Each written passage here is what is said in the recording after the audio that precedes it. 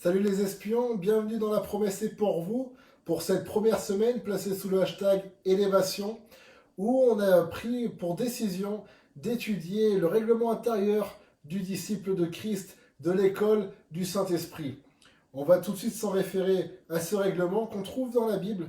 Dans Ésaïe au chapitre 50, on voit les dispositions qui habitaient Jésus-Christ, les codes que Jésus a suivis et les codes qu'il nous appelle à suivre à nous qui sommes ses disciples et qui avons pour aspiration de devenir semblables à lui afin de faire comme disait l'apôtre Jean et d'être tel qu'il est, tel nous sommes dans le monde. C'est notre aspiration, c'est ce à quoi nous sommes appelés, ce que nous atteindrons si nous suivons les codes que le Seigneur nous a appelés à suivre.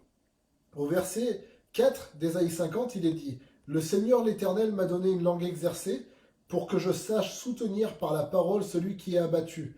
Il éveille chaque matin, il éveille mon oreille pour que j'écoute comme écoutent des disciples. » Hier, on a mis en lumière des dispositions telles que la discipline et l'obéissance. On a montré que c'était lié, que plus on se disciplinait, plus on était obéissant. Plus on est obéissant, plus on se disciplinait. Et on peut connaître ainsi ce qu'on appelle un cercle vertueux.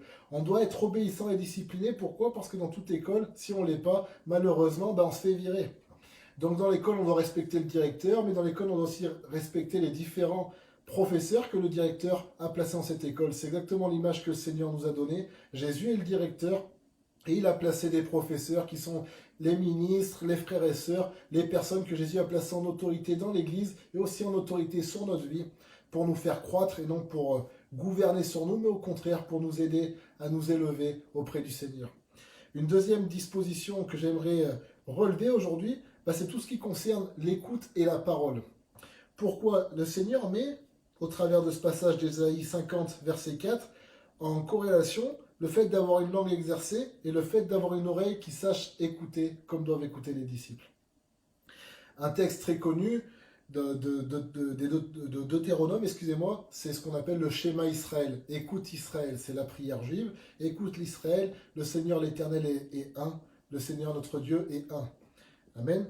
Et donc aujourd'hui, Dieu veut qu'on puisse apprendre à l'écouter. Écouter le Seigneur. Jésus disait, mes brebis connaissent ma voix.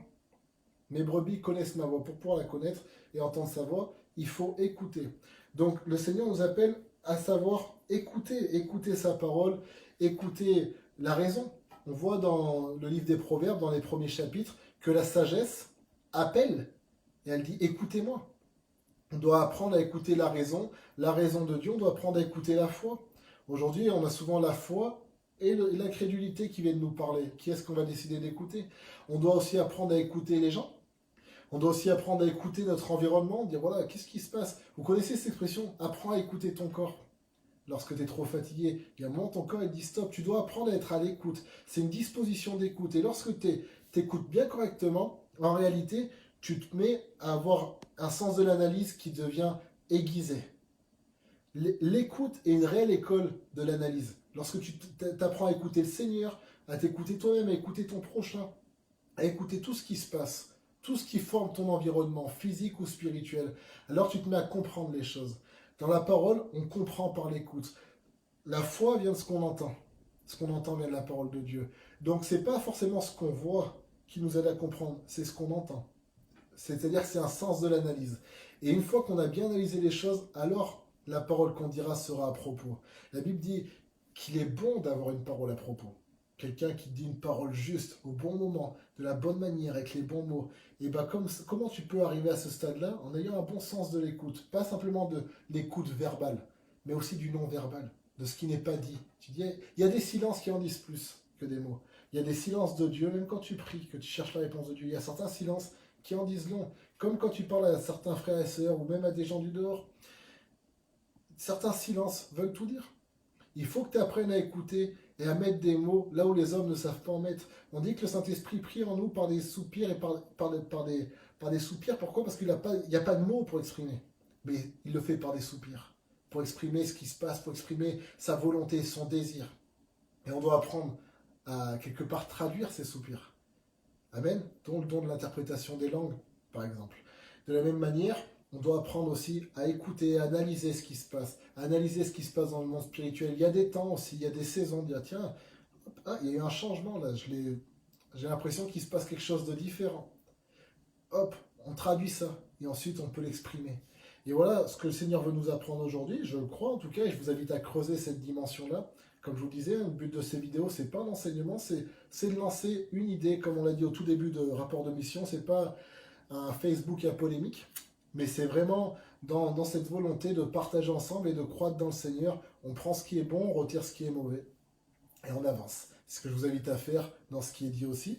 Et tout simplement de creuser, de dire voilà, maintenant, aujourd'hui, Seigneur, je veux être obéissant et discipliné, mais je veux aussi avoir ce sens de l'écoute pour pouvoir ensuite parler. On est nombreux à vouloir parler, mais des fois, on parle, mais on n'a rien à dire. Donc, des fois, il vaut mieux savoir écouter et parler ensuite. Et c'est ce que je nous invite à faire, de la même manière qu'on nous dit de le faire dans le monde physique, à plus forte raison dans le monde spirituel.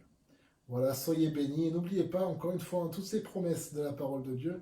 Pourquoi on doit avoir certaines dispositions? C'est pour pouvoir hériter des promesses, parce que ces promesses, elles sont pour nous. Elles sont pour nos enfants, pour tous ceux qui sont au loin. En aussi grand nombre que le Seigneur nous appelle, et n'en doutez pas, le Seigneur vous appelle, le Seigneur appelle tout le monde. Il y a beaucoup d'appelés, peu d'élus. Pourquoi? Parce que les gens, justement, tous ceux qui sont appelés ne font pas forcément cette démarche d'entrer dans l'élection, d'entrer dans la disposition propre à recevoir. Dieu veut nous donner du vin nouveau, pour ça il faut être des outres neuves. Et pour ça on doit passer par un processus de changement. Et le Seigneur est bon, il nous accompagne dans ce processus.